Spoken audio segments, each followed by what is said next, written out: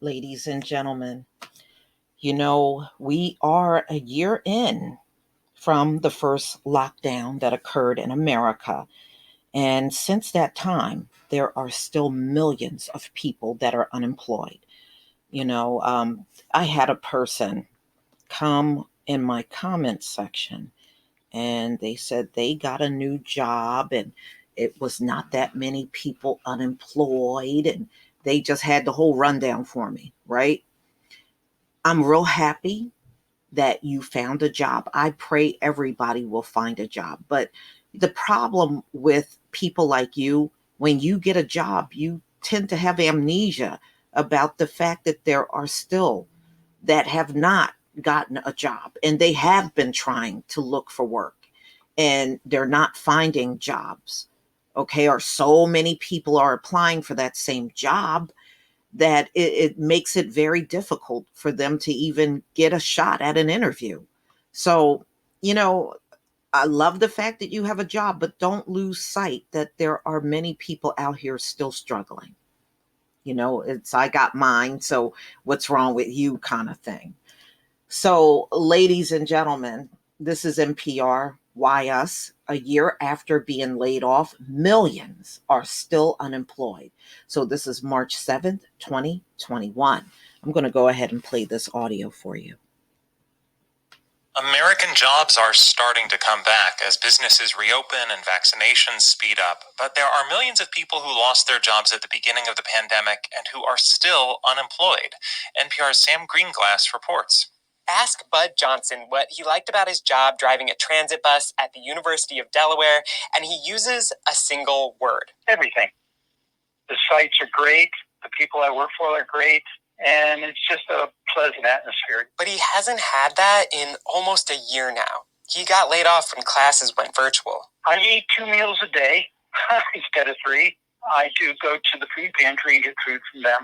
Johnson hasn't been called back yet, or been told when, or if that will happen. I am looking forward to coming back. It was a great job. In January, 4 million people had been unemployed for 6 months or more. It's what economists call long-term unemployment. And we haven't seen levels this high since the Great Recession.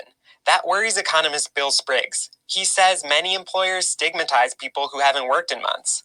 The longer someone's without a job, the harder it is to find a new one. So rather than the typical way you think of a line working, you show up at the movie theater, I'm first in line, I've been here, I'm next, it works in the opposite.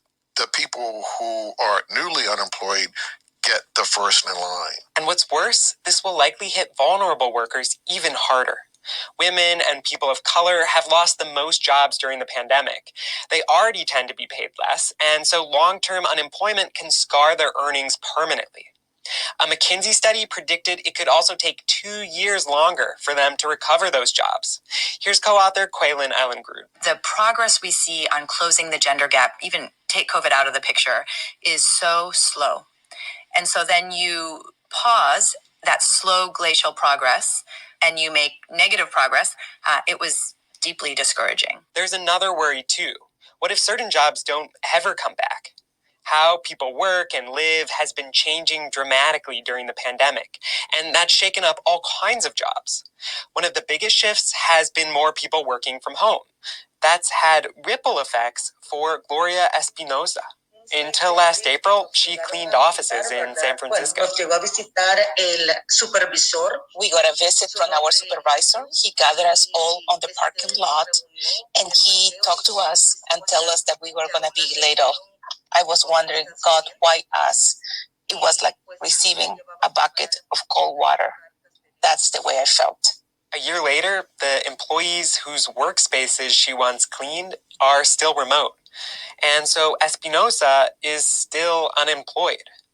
She knows there's no guarantee, but she feels confident she'll be called back to her old job when offices reopen. Pienso que vamos a necesitar mucha mano de obra. I think that actually is going to be probably the need of additional workers because we are going to have to make sure that we can provide that extra clean space that the workers deserve. On the other end of California, Carrie Belisle wonders what her work will look like in the future. She's been a tour guide for 35 years. Here we are in La Jolla. Hey, how's my Minnesota group liking Since this? travel grinded to a halt last spring, Belisle has tried to keep busy, even organizing virtual tours. To join me Tuesday at 2 for my virtual presentation But about this Mount week, Soledad she National finally Veterans. began a new full-time job Everything looks good here. at a vaccine clinic in San Diego. It's just nice to chit chat with people, and especially people that are getting vaccinated, because they're all so happy and excited. Belisle knows this new job won't be permanent. She's hopeful tour buses will start rolling again, and she can go back to work in the field she's loved for so many years. Sam Greenglass, NPR News. All right. So, as you can see, people from many professions are unemployed. But you know what? They talked about Black unemployment. Black unemployment has always been high, and that's by design. You do that deliberately. So we know even before COVID came along that were the case. So it's not shocking that it's that way now. So the February numbers came out for job, and 4 million people had been unemployed for 6 months by the time we hit February. So, wow. Mm-mm-mm. So, those who are long term unemployed accounted for 41% of all unemployed people in the United States, levels not seen since the Great Recession. So, ladies and gentlemen, it is not easy out here. It is not easy. And I think, I think things are not going to turn around like people think. And I know we see all of these different states that are talking about opening up. Those states are going to have to close again, y'all. You know, all I got to say is if you're going to your job, plan to plan out what you're going to do if that job has to close down due to coronavirus. That way, you got yourself all set up before you're told you're going to have to be laid off again, or they're going to have to shut down and sanitize the place. And like that really works. It has never worked. Okay. They did that, if you remember, with the schools when they opened up in the fall, in August and September. And they called themselves shutting down to sanitize, brought people back, and everybody still got sick and they had to go to virtual learning. So I'm just telling you, just anticipate all of these businesses they're opening having to close again. So you can get everything in order before it happens. But y'all, please tell me what you think. My heart goes out to many that are out there looking for work. I know it's tough. If you can find an opportunity to work at home, that might be your best bet at the end of the day. Please leave your comment and subscribe. Don't forget to hit on the notification bell, and I'll see you on the next video. Peace, family.